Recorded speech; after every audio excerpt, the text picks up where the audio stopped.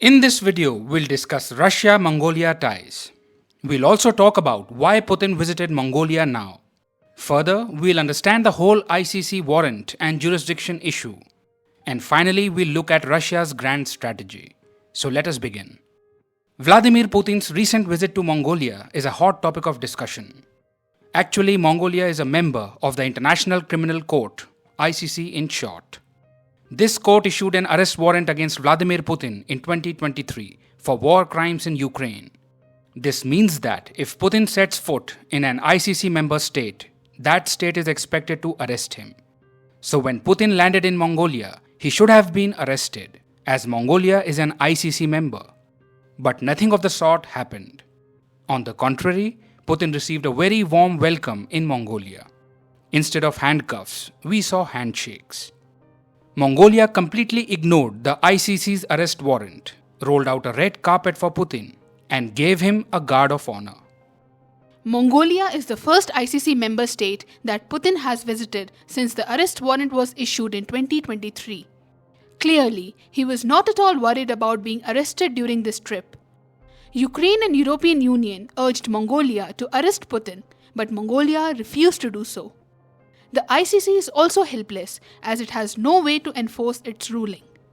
Putin comfortably visited Mongolia, received a lavish welcome, attended a grand ceremony in Mongolia's capital Ulaanbaatar, signed a deal on energy cooperation, and in a way exposed the ineffectiveness of the ICC ruling before returning to Russia in style.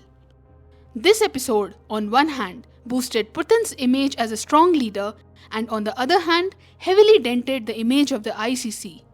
The ICC issued an arrest warrant, but what about its enforcement? What about the prosecution of war crimes in the future? What about the international criminal justice system? Many questions are being raised. The International Criminal Court is located in The Hague, Netherlands. It was established in 1998 by the Rome Statute, which came into force in 2002. What is the purpose of the ICC? To prosecute individuals involved in serious international crimes, such as genocide, crimes against humanity, and war crimes. If any international crime takes place in the territory of an ICC member state, it falls under the jurisdiction of the ICC, and the ICC can prosecute any individual involved in the crime. Thus, the ICC's jurisdiction extends to the territories of its member states. But what if an international crime occurs in a state that is not a member of the ICC? In this case, the ICC's jurisdiction can be extended if the United Nations Security Council refers the case to the ICC. So did you get the ICC's jurisdiction? Member state or non-member state plus UNSC referral? Now, look at the case of Vladimir Putin. Russia is not a member of the ICC, and neither is Ukraine, as both have not ratified the Rome Statute. So, how did the ICC issue an arrest warrant against Putin for war crimes committed in Ukraine? This is because Ukraine granted the ICC jurisdiction to investigate and prosecute international crimes on its territory. In 2014, after the Euro-Maidan protests and the annexation of Crimea, Ukraine accepted the ICC's jurisdiction over its territory. Thus, despite Ukraine not being a member of the ICC was able to investigate Russian war crimes there and issue an arrest warrant against Putin. Now let us move ahead and talk about why Mongolia ignored the ICC's arrest warrant. Russia and Mongolia have had friendly relations for a long time, with both countries sharing historical ties. Mongolia was a satellite state of the former Soviet Union. The Battle of Khalkhin Gol took place in 1939 between the Soviet Union and Imperial Japan, where Soviet and Mongolian forces together defeated Japan. During Putin's visit, both countries jointly celebrated the anniversary of this victory, highlighting their shared history. You must have heard about the Mongol Empire. After its fall, Mongolia came under the control of China's Qing dynasty. Mongolia sought independence from Chinese control, and influenced by the Russian Revolution of 1917, Mongolian revolutionaries overthrew Chinese influence in 1921. In 1924, the country declared itself the Mongolian People's Republic. It became a socialist state and was closely aligned with the Soviet Union. Soviet-style communist rule went on in Mongolia for almost 70 years. In 1990, Mongolia transitioned from a single-party socialist state to a multi-party democracy. With this shift, Mongolia gradually improved its relations with countries like the US and Japan. In the present times, Mongolia follows a policy of neutrality in diplomatic relations. While Mongolia's ties with the US have improved since the Cold War, this doesn't mean it has alienated Russia. As you can see on the map, Mongolia is sandwiched between Russia and China. It is a landlocked country and is economically dependent on its neighbors, Russia and China. Russia meets Mongolia's fuel and electricity needs, while China is Mongolia's largest trading partner and makes significant investments in the country. Therefore, Mongolia cannot afford to alienate its powerful neighbors, Russia and China. However, building diplomatic, economic, and security ties with other countries outside its immediate neighborhood is also crucial for Mongolia's sovereignty, independence, and economic development. So, to avoid over-reliance on its immediate neighbors, Mongolia has adopted the third neighbor policy. For Mongolia, a third neighbor refers to countries with which it builds relationships to balance its ties with its physically adjacent neighbors, Russia and China. To counterbalance Russian and Chinese influence, Mongolia develops partnerships with countries like India, South Korea, Japan, Australia, and the US. In this way, Mongolia navigates its relationships with Russia and China by collaborating with other countries outside its immediate neighborhood. So the third neighbor policy helps Mongolia address its geographic isolation by diversifying its partnerships, maintaining neutrality, and promoting economic development, stability, and security in the country. We are seeing that Russia is diversifying its international engagements to counter its international isolation. This is reflected in Vladimir Putin's recent visits to China, North Korea, Vietnam, and now Mongolia.